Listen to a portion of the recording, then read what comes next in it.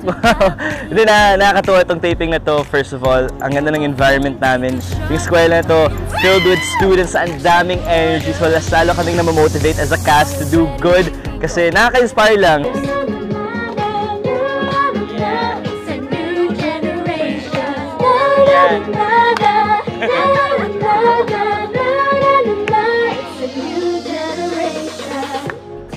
O, Zeph!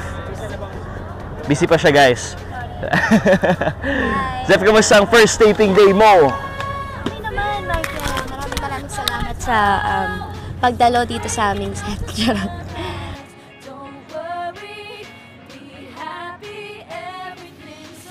Symphony ng isang org day presentation para sa lahat to gather members. Ganun siya. Ang past naman ay isang ritual or every year ginagawa siya ng Sparkle Symphony para makagather ng Hinahanap ko sa auditorium. Doon ka na. Diba ano? Doon ka na. Ikaw yun eh. Hindi. Hinahanap ko sa auditorium. Ang masasabi ko, wala siya masasabi. Wala ako masasabi kasi guys, ang bigat agad ng first scene namin ni Marco. Iyakan agad. Iyakan talaga si Suno. Ang kakaiba po nito, well, the first is that college na po siya. Hindi na to senior high, kaya makikita nyo, wala na uniform. So doon, mas makikita nyo ang fashion style ni Marco. Wow!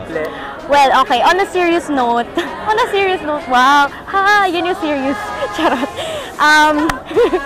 Siguro po, nakakamiss yung feeling na makabalik sa set. Pero nakakamiss din yung mga classmates natin ng senior high, diba?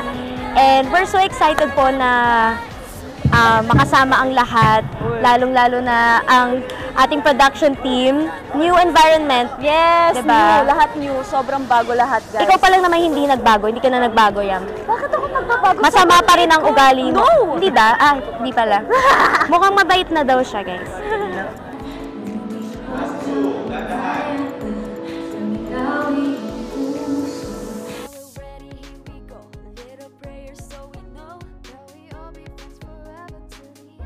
Gusto namin parehas kami naka-jacket sa kilig na po, sobrang init ngayon. Sobrang init. Bro, ganun pa. Mag-square dance ka. Okay, ganun no? So, yung babae pa po. Bro, Lauren. Okay. 1, 2, 3, go. 1, 2, 3, 4. Go.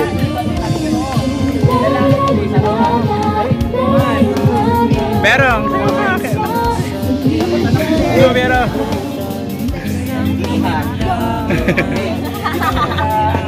Siguro kung may awitin ako para sa buhay ko, yung nakaka-relate talaga ako, siguro ayun yung Eric. Kasi po, iniwan na po ako eh.